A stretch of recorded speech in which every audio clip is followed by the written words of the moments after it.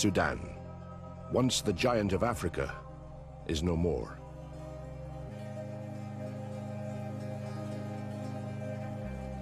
In January 2011, the South voted overwhelmingly to break away.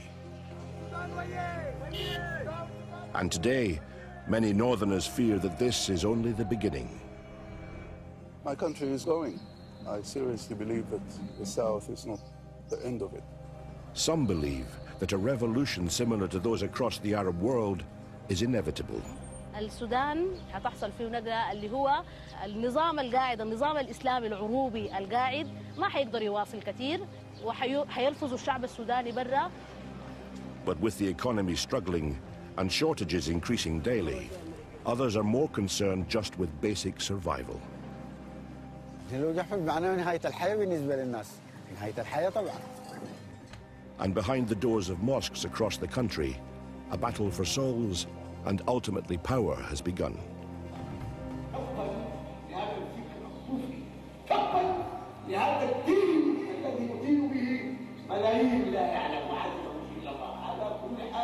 We Sufis need to come to a point to say enough is enough.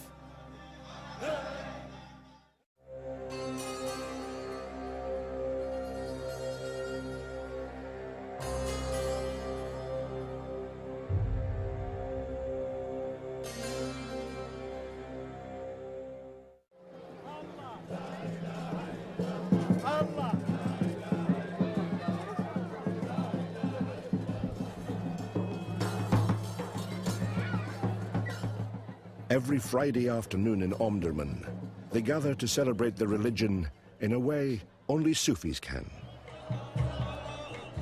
Often described as Islamic mysticism, Sufism is a unique interpretation of Islamic ideas, emphasizing respect for love, tolerance, and peace. The highlight comes as whirling dervishes spin themselves into an hypnotic trance, bringing them ever closer to their God.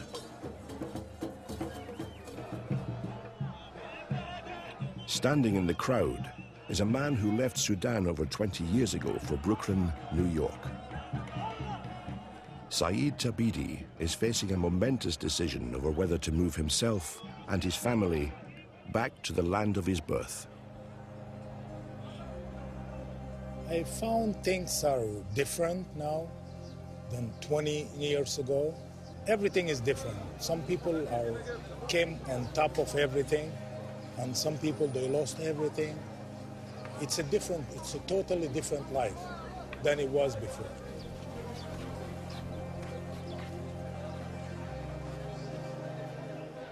Saeed's family run one of the last jewelry makers in Sudan. 3 generations of Tabidis working side by side, crafting precious metals under the guidance of eldest brother Bulbul. But after 500 years, the family business is in danger of closing, an ancient skill disappearing, perhaps forever. Our family, they struggle a lot, and they're living day by day. So that they cannot save anything because there's not much work to do. Because they import a lot of stuff from China, they import a lot of stuff from other countries, and they mess up the handcraft work in Sudan. Most of the work has come from outside, from the Gulf, from Bahrain, from Singapore, from Kuwait. So all the traditional work that my family used to do, it's stopped. We're almost like not doing anything no more. This market used to be for all workers. They used to be sitting here doing this kind of work. Now they're not doing it anymore. They vanished. This is how it's changed. It's all became like a market for a Chinese stuff. We have all plastic, and there's no more workers that works here no more. But not all vendors see it Saeed's way.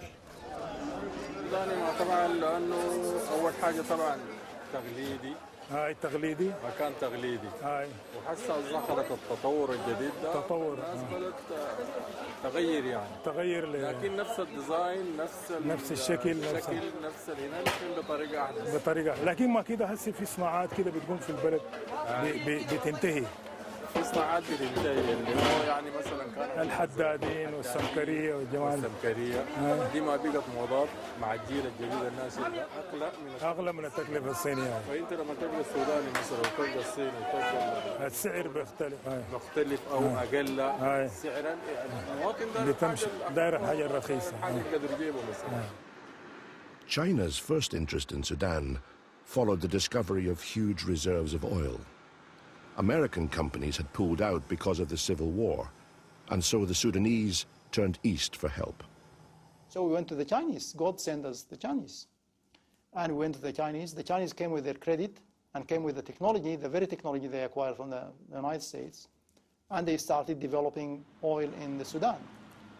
And from that time on, the Chinese started from what I call a small foothold in Sudan to spread out all over Africa. And now the Chinese are everywhere.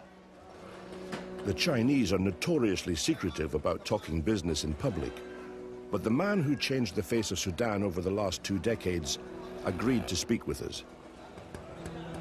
Built on the outskirts of the capital Khartoum, locals call this complex Little China.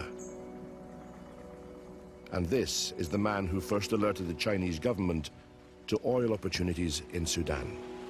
اسمي باللغة الصينية جانغ شيفو. عندي اسم إسلامي وحاج صافي. A convert to Islam, he believes China's involvement in Sudan has been entirely positive. عملنا عملا كبيرا في مجال التعاون الاقتصادي والتجاري بين بلدين الصيني والسوداني الصديقين. How do you answer the people who say that the Chinese imports have actually destroyed jobs in Sudan? لا هذا كلام غير واقعي. بل تعاون اقتصادي والفني صيني سوداني حقق تطور وفائدة جمة للسودان خصوصا تنمية اقتصاد وطني. But one of Sudan's leading economists and its former Minister of State for Finance is concerned that China's commitment to her country may be short-lived. Yes, the Chinese were there when we had the oil. But will the Chinese be there after the oil? They have been increasingly been interested in the agriculture, but not as much.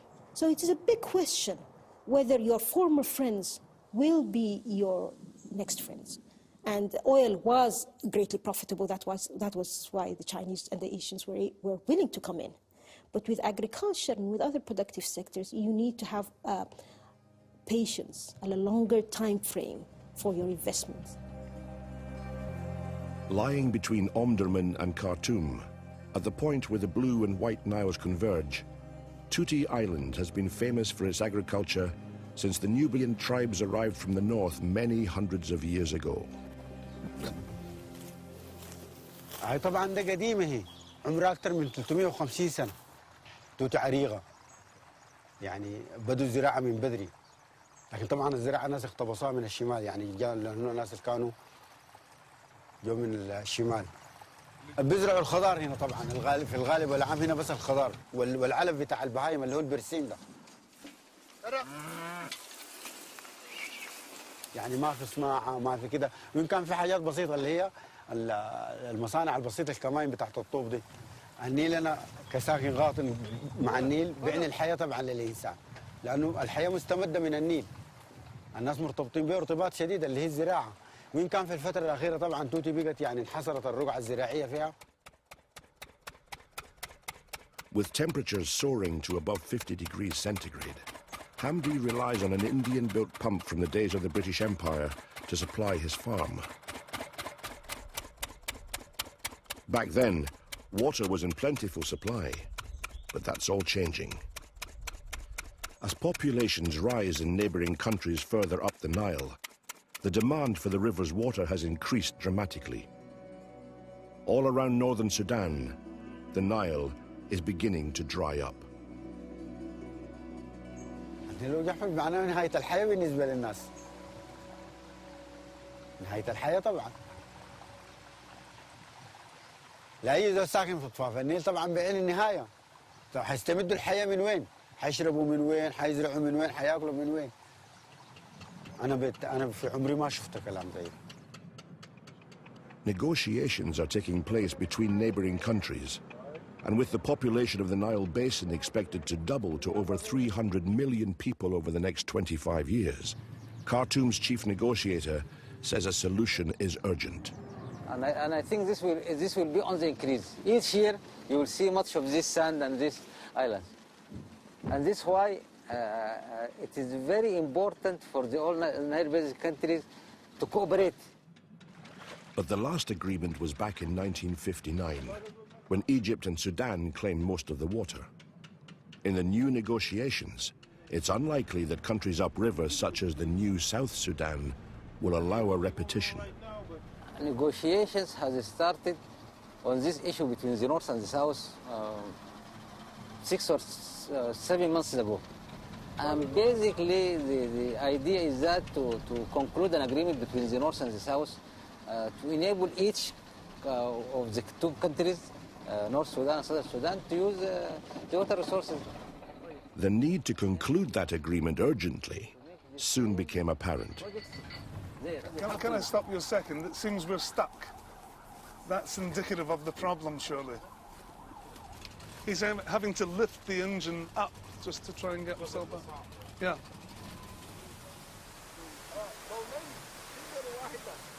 أنا مياه في النيل كثير وكما هناك في مياه جوفية يمكن حفر الآبار ما في أي خطورة. يعني بالنسبة إلى تنمية زراعية أعتقد هذا له مستقبل باهر ما في أي خطورة. إذا مياه في النيل متوفرة كثير. For Saeed Tabidi, his priority is to try to expand the family business during his visit to Sudan. Tonight, he's launching an exhibition of their work at Omar El Fadli's restaurant in central Khartoum. This is our works. It's the Tabidi's family. We do jewelry and woodwork, and we work with copper and silver and gold. And this piece here, it's about separation of the Sudans. We make it like it's two pieces, but they still attached together and after the separation. It's a very, it has a sad... It's a sad thing. Psychologically, when you get part of your body removed, your body cannot, take that fact. And some people feel that they still have that limb, although it's not there. But it's not just psychological. It's about economics too. When the country was won, the natural resources, especially the massive oil reserves, kept the economy running. But most of those reserves are in the south. It is true that oil, or 85% of it, does exist in the south. The remaining really is barely enough for our, use. What's unfortunate is that during the time that we have those resources, we have not invested in other projects to replace them or to replace the income from them. We find ourselves after 15, 20 years, we have nothing because of the separation. The current pipeline runs northwards from the oil fields towards Port Sudan on the Red Sea. But plans are being laid in the south to build a pipeline running through Kenya to the coast. The implications of this for the northern economy will be severe. The country's debt is standing at $36 billion, with 80% of that in arrears. So unless you resolve your debt problem, you will not be eligible for new financing. The debt issue was not resolved when the oil was available because the government did not have an immediate need for it. Many of the loans and investments came from China. The big question is how long the Chinese will continue that relationship with the inevitable decline in oil revenues. نحن الصينيين حضروا السودان والتعليم بنعلم للشعب السوداني هذا كويس Isn't it a big worry that the south has now gone and most of the oil was there? هذا طبعا شيء سياسي. أنا عادة لا أتدخل في شؤون داخلية سياسية. أنا رجل أعمال أهتم في الشغل بس. Government ministers claim that the north itself has potentially lucrative reserves of oil and gas, and that the discovery of gold deposits in recent years could make up the shortfall in revenue from its loss of southern oil. وسيوجه إلى الداخل ستكون هناك شكل من أشكال المعاناة، لكن لا أتصور أنها يمكن أن تهز الاقتصاد السوداني. الشمال فيه يعني فيه بترول كذلك، فيه غاز حقيقي، حقول حقيقية مكتشفة للغاز. السودان الآن بدأ في تصدير الذهب بمقدار 70 طن سنويا من الذهب. The government is talking about gold replacing oil revenues, but our gold exports so far are about $1 billion for 2010. Projections are that they will rise definitely, but they cannot definitely not replace the oil revenues, which account for 90% of our exports. So there will be dire adjustment needed by the government. In order to do this adjustment, it will need to resolve its political problems. This is a reference to what many now call the New South. Disputed regions stretching across much of the border area from Blue Nile State in the east through the Nuba Mountains, South Kordofan, and the continuing conflict in Darfur. Don't you face the danger of other regions of currently North Sudan breaking away?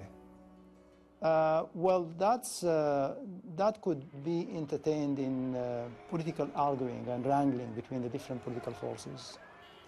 I don't think the separatist forces in other parts of the country are as strong as they are or they were in the south. So I'm not really worried about that. In Darfur, where President Bashir is charged by the International Criminal Court of Crimes Against Humanity, both the North and South are accused of supplying weapons to militias, fueling a proxy war which could spiral out of control. If they start war by proxy, if we can call it so, then they are inviting for not neighborly relationship, but violent or aggressive relationship. War, exactly. If the South starts to espouse, kind of ideology that encourages other regions in the North to secede, that, of course, would ignite a war between the North and the South. The words of Joseph Lagu, former rebel leader and now advisor to Southern President Salva Kiir, will cause concern in northern circles. It will be wrong for those who claim to be the power base in the North to think that they have got rid of the South and now they will have free hand. They will not have free hand, because those others will rise as well. So in many ways you see the breakaway of the South as just the beginning. It is the beginning of the total disintegration of what was the Sudan. The ideological struggle between North and South runs deep, and the greatest danger is that standoffs and shared threats amongst the political elite could lead to conflict on the ground.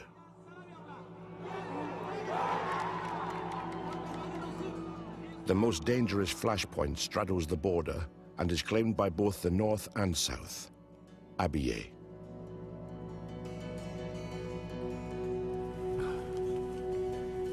The Miseria nomads from the dry region to the north of Abyei have for hundreds of years traveled through lands occupied by the southern Dinka Nok tribe to take their cattle to pasture.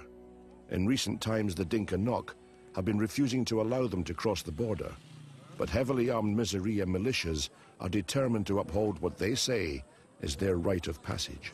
نحن المسيرية متواجدين في هذه المنطقة ليس من دعاة الحرب أو الفتن أو دعاة أي عمل عنصري، لكن لنا حق ولنا قضية، ونحن موجودين هنا وحاملين هذا السلاح من أجل أنفسنا وثروتنا الحيوانية.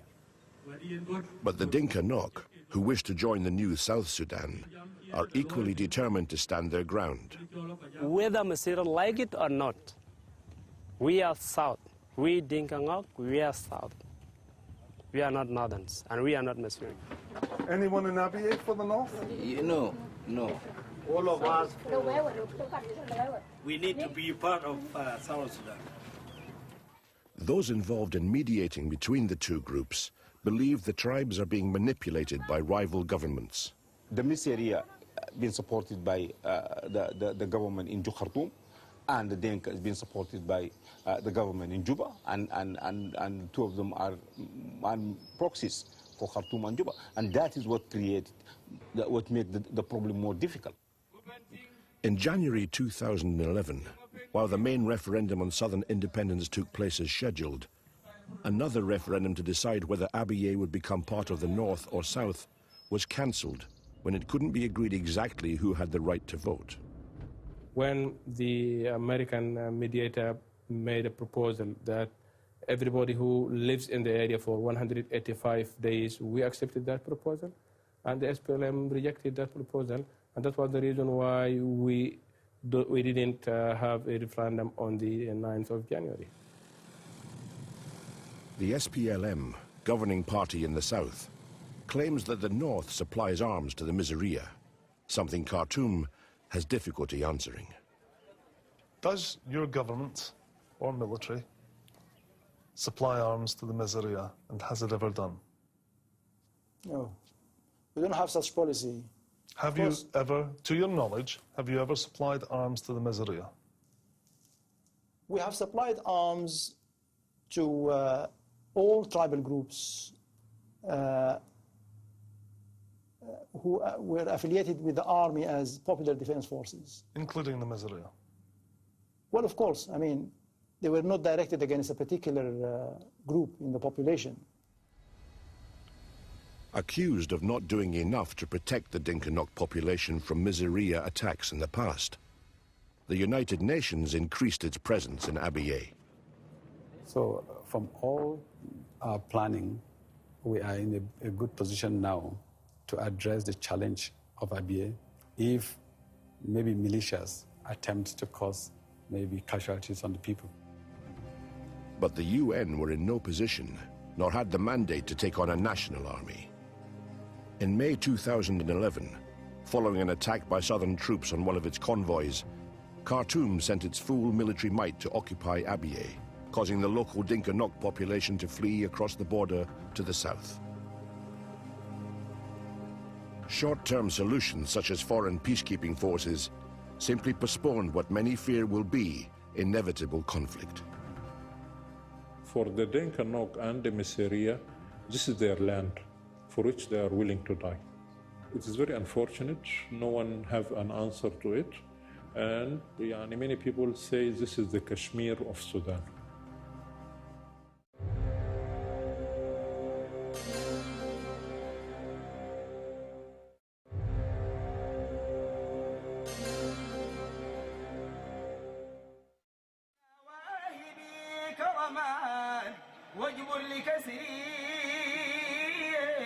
فكم كسر بكم جبرا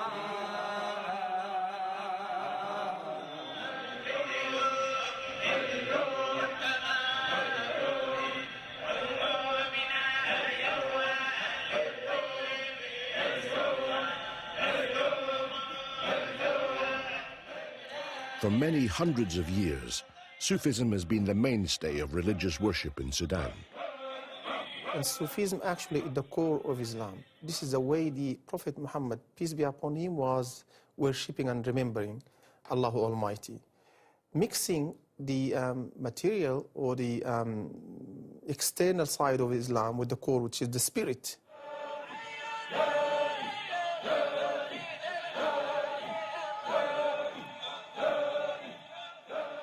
Whenever you got something which is very affectionate, which is very touching actually to your heart, you can always move. You can notice it even in the children. When you play music, they just start to move. Although Sufism has been the religion of the Sudanese establishment, its leaders have traditionally steered clear of politics and the pursuit of power.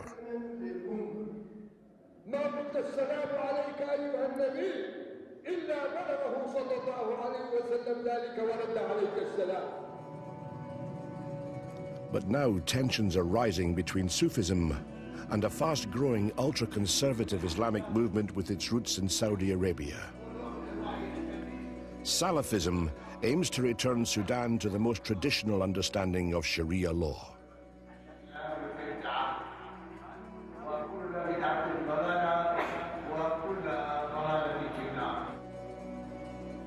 Salafists show little hesitation in attacking Sufis, whom they accuse of modernism and betraying the original principles of Islam.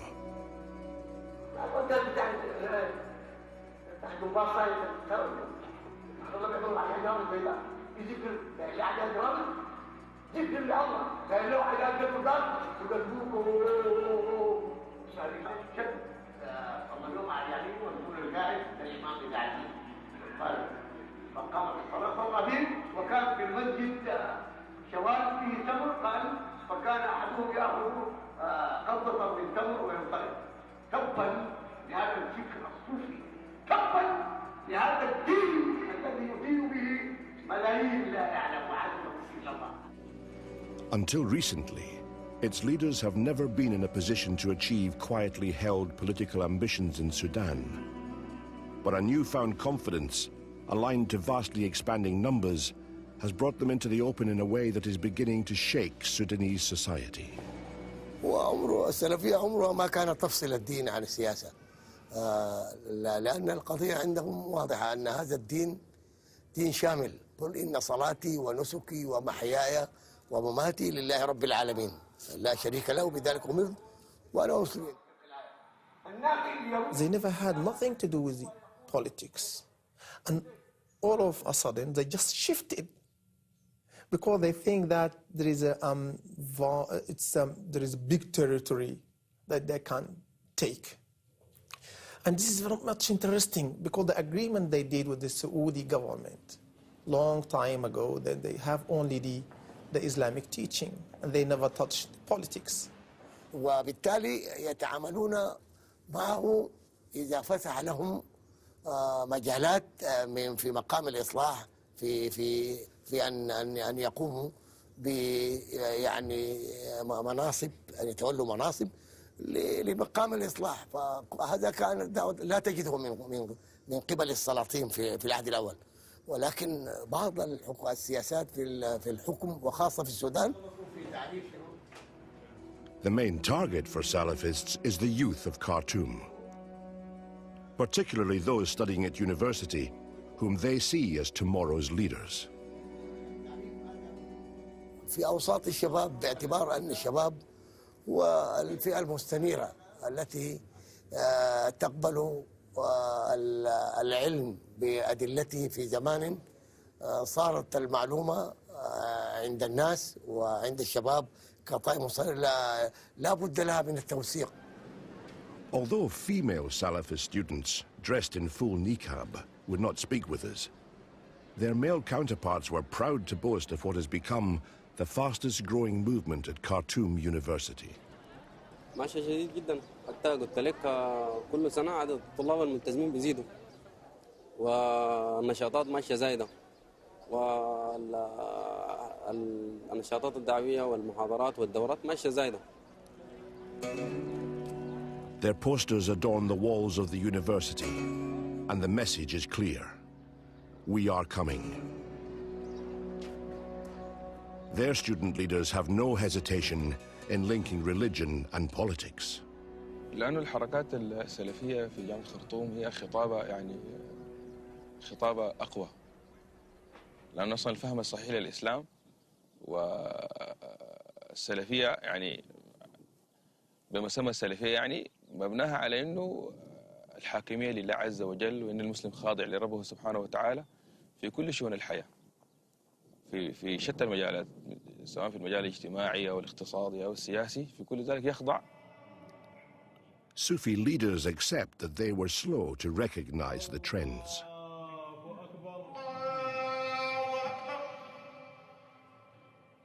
in a sense, we are late, to be honest, because the Salafi are more organized than the Sufi people. But I think we need to shift. We are late, but this is a lesson for us. There is big amount of Sufi people who are not very pleased for what is happening in Sudan. However, late in the day, the Sufis intend to fight back. We cannot just fight what is happening in Sudan with bare hands. No. We need to have the facilities. We need to have ourselves organized. We need to use the media. We need to have our own media. We need to have our Islamic teaching launched to universities. A hell of a lot to be done, but we'll never surrender.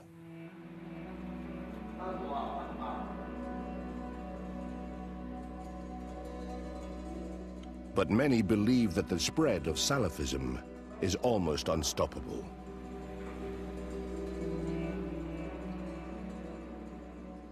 It's already crossed the boundaries, the regions, in the Gulf area, in North Africa, in West Africa, in Central Africa, and in East Africa.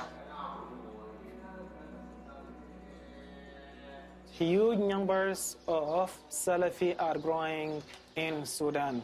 Even if you witness their places, their mosques, you will find that they agglomerate and they gather in specific days and in specific mosques. And if you just take a glance or a simple observation, you will find that these people are so many. Other analysts believe the move amongst the young towards Salafism has come through frustration at those currently in power. Many students are not happy with the Muslim Brotherhood movement, which in Sudan calls itself the modern Islamic movement. They see a gap between the ideals and the practice. They are critical of the behavior of the Islamic government, corruption, lack of consultation, and therefore, rather than moving towards secular or leftist ideology, they move rightwards toward more fundamentalist ideology. President Bashir has pronounced on numerous occasions that his long-term vision for the country lies in implementing strict adherence to Sharia law. Deep religious sentiments is in reconciliation with the Islamic ideology of the government. And this is the tool, or this is the way that the regime in power is appealing to the public opinion. والله أنا أتفائل خيرا يعني أتفائل خيرا كثيرا باعتبار أن الساحة السياسية بعد ذلك تفتح مجالا كما صرح بذلك حكامنا لنشر الإسلام ولتطبيق شريعة الإسلام هذا في بلادنا هنا لأنه في العهد الأول كنا نحن من قبل الحكام نمنع كسلفيين ونحارب من قبل السلطة في أن لا ننشر هذا المنهج السلفي لكن الآن نحن في الساحة في باب الحشاش اللي شبكته.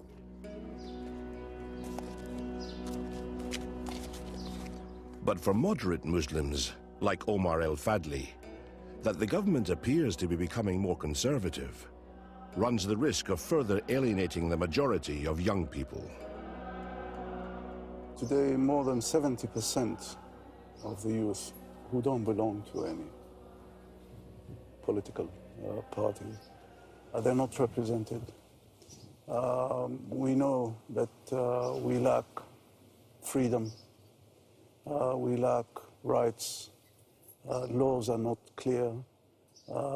So the youth, within their own world and their own problems they face every day, they go out after graduation, they don't have a chance.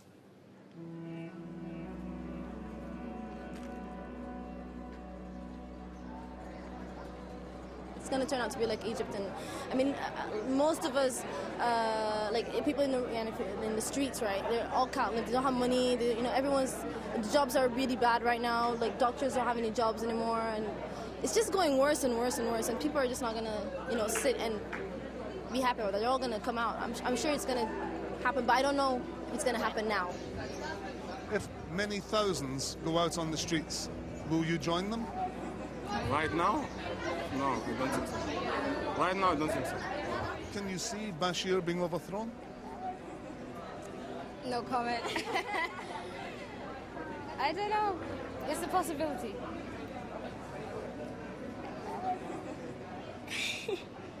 Bit dangerous to talk about it, eh? Yes. And yet, historically, it was here amongst the students of Khartoum University that previous revolutions to overthrow unpopular governments were plotted and carried out.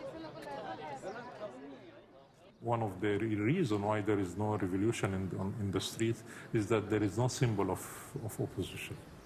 Okay, nobody is the leader of the Communist Party, Maulana Muhammad Osman, Sadiq al-Mahdi, all of them, they say we are opposition to the government. But none of them is a symbol. Okay, none of them is a model for youngsters or the masses, the common people, to go on the streets to bring them back to power. You ask any Sudanese, are you willing to risk your life in a demonstration so that any of these older leaders come back to power? The answer will be no. What for? I mean, they have been here for the last 40 years, and nothing. They didn't really do anything for the country. But even in the absence of a symbol of opposition or a united cause, it appears that unrest has been growing in recent times. It has already started, in small scale maybe, because of this problem of unemployment and poverty, and as they perceive it and see it, the unjust distribution of the wealth of the nation. But also they see the corruption that is rampant, and that is clear, and so they want to change that. But the government has clamped down heavily on these uprisings that have started in different parts of the country. حملة قرفنا حملة قرفنا عاملين مخاطبة جماهيرية مخاطبة جماهيرية شنو؟ حملة شنو؟ شباب عاملين لنا نحن تعال يا ذل شباب معك وينهم؟ ما دقيقة هذول امشي معي عاملين لنا الناس بتحتفل طيب؟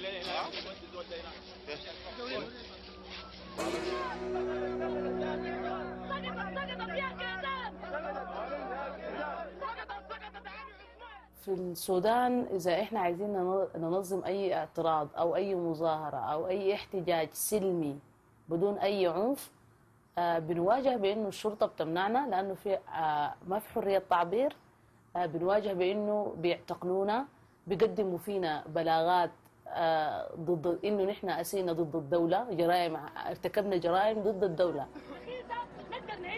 Manahil Ibrahim, a recent graduate of Khartoum University, is a leading voice of the opposition group Garifna, which literally translates as fed up.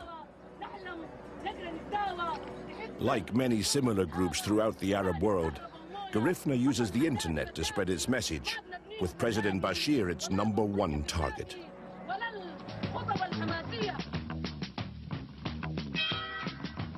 إذا قرفت ما تزعل عندك صابونة قرفنا. بعد 20 سنة بدون تغيير الموضوع ما هي. عاوز ليه وداعي وداعي وداعي.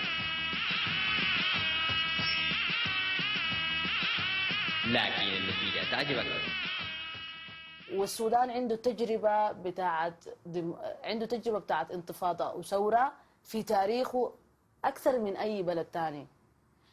إحنا عندنا التجربة دي وإحنا شعب لا يقهر وسونر ليتا إحنا حننظم روحنا وقاعدين فعليا بننظم روحنا بأي شكل. The demonstrations follow a pattern where the leaders are arrested by security or police. Manahil claims that many of her associates have been tortured.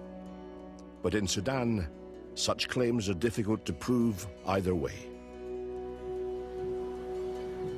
Asim Altikana, head of the student wing of the governing party, the NCP, agreed to meet with Manahil.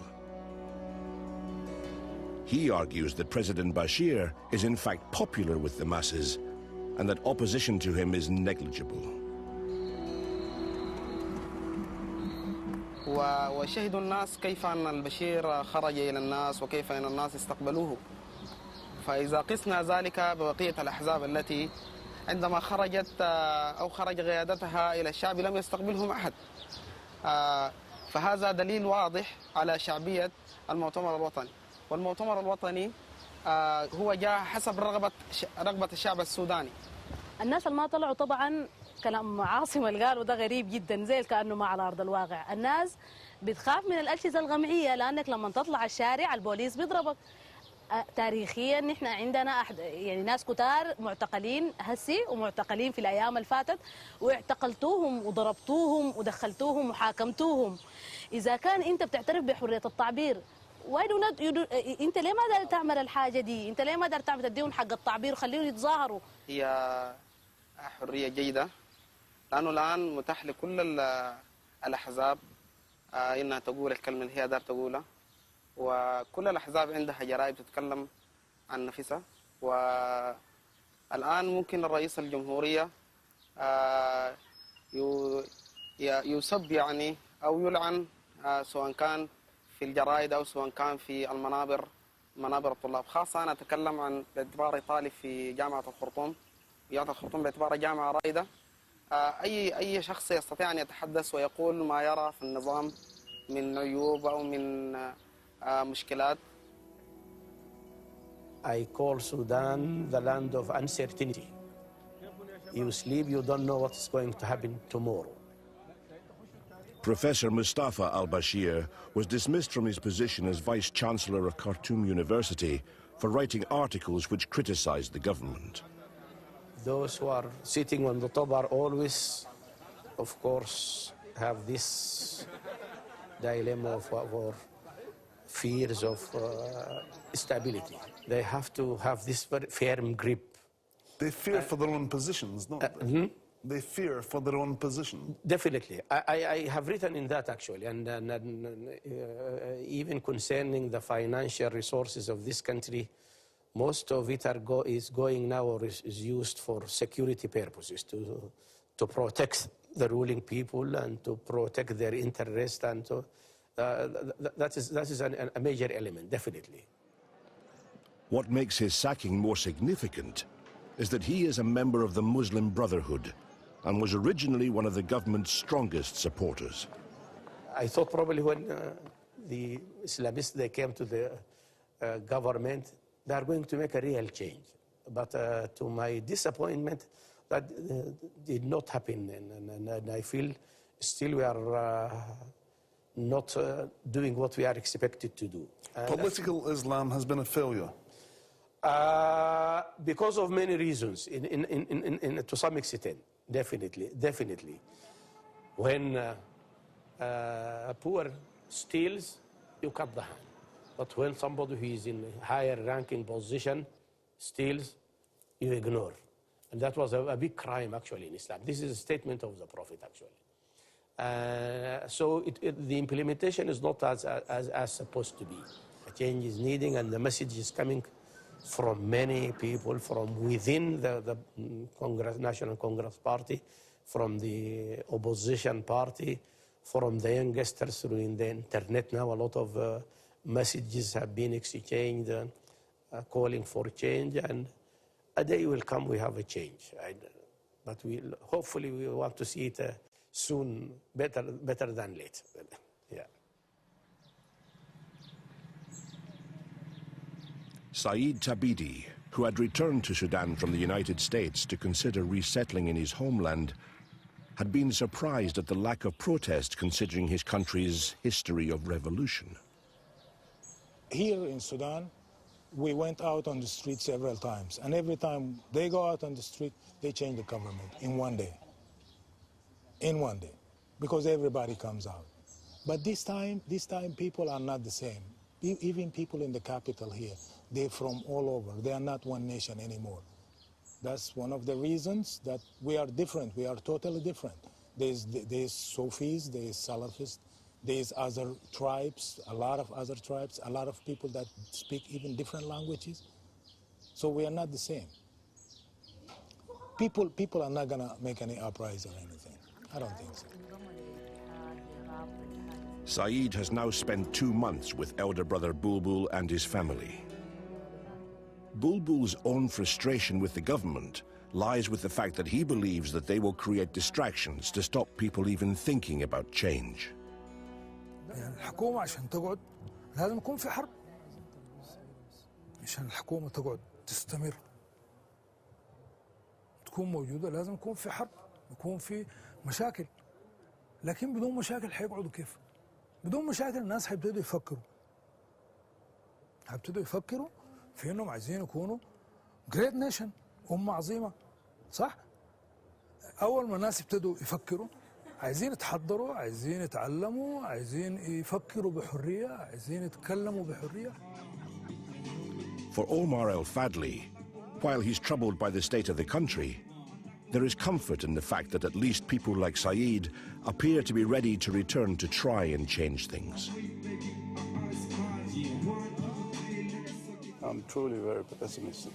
If we go out of the capital, you'll find there is no clean water, there is no electricity.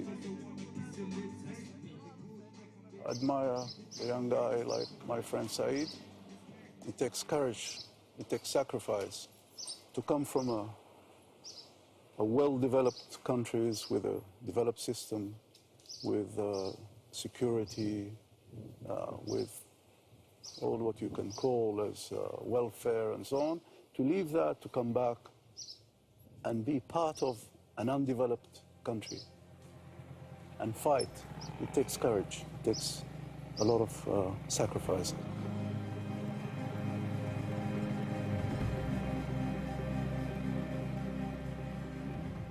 You came here with an open mind. What's your decision? Going back to the States. Going back to the States. Till something happen here, change or anything, then I'll come back again. Not before? Not before. With the economy stagnating, a rise in religious conservatism, and a nervous government desperate to keep protests down, it's unlikely that Saeed Tabidi will choose to move back to his homeland anytime soon.